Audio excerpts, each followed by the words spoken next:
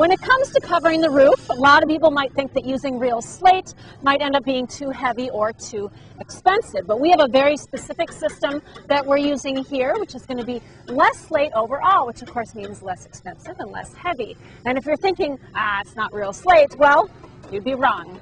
This is genuine slate, and it's the same thickness as traditional slate, but the field tiles are a little bit shorter because you only need about a 2-inch overlap instead of the typical 10 to 12 inches that you do with traditional slate. And that's why you end up with less slate on the roof. Now, the key is proper weather protection. It starts with the adhesive membrane that you always want on the vulnerable parts of a roof, like the edges, the hips, and the valleys.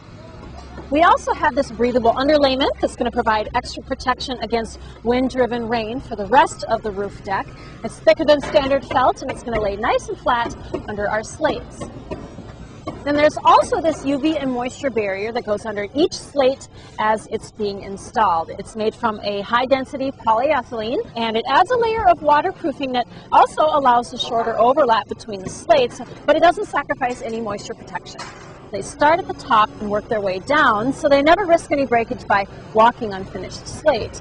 The first thing they do is nail on the ridge vent material to get some good ventilation. Then they nail on the trim slates. Well, those get nailed in horizontally on each side of the ridge, but with this system, they are the only pieces of slate that actually get nailed in. That's because all the field slate is attached to the roof with this batten and hook system. So, Tom, you want to kind of give us a quick rundown on this board we're looking at? Yeah, what you got is roof decking, and we come in with a TruSlate nailing tape. Start from your ridge down to your eave and lay the strips. That tells us where to put these stainless steel hook systems that are nailed in with stainless steel nails, also coated. And they all come with the hooks, and they're easy to pop in. And once that is all set and all hanging through here like that, and then we come in with the TruSlate underproofing. And what we do is we slide it out underneath the hooks, and it drops into the lower hooks. And we grab the second one, and we do the same thing where it goes underneath the top hooks, into the bottom hooks. And then we're ready to start installing some slate.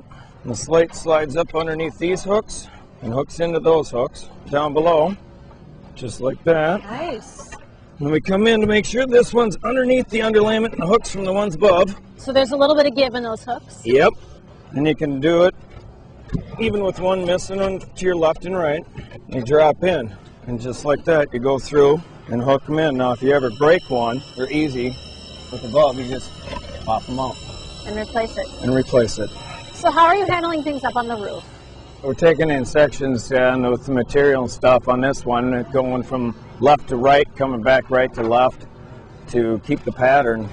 There's 3 different colors with the percentage. With the nailing strips, guys are doing that, guys are doing the underlayment, cutting it, and we just move as an equal team. Is it tough working on a roof that's pitched like this? Yeah, you just gotta be careful with toe holds and stuff. We have it for safety reasons. Be up there, and you just gotta be aware of what's below you on the ground. I know you got a lot of roof to do, so I won't keep you, so thanks for showing me your demo. No problem. Okay. Thank you.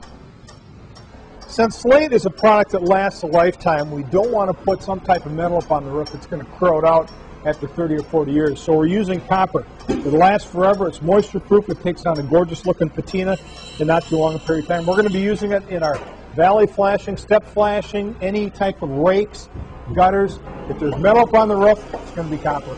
The beauty of copper is that it's one of those lifetime materials, totally impervious to weather and corrosion. Well, that's very important on a slate roof because the slate's going to last forever, and you don't want to use any metal that's going to need replacing after a few years.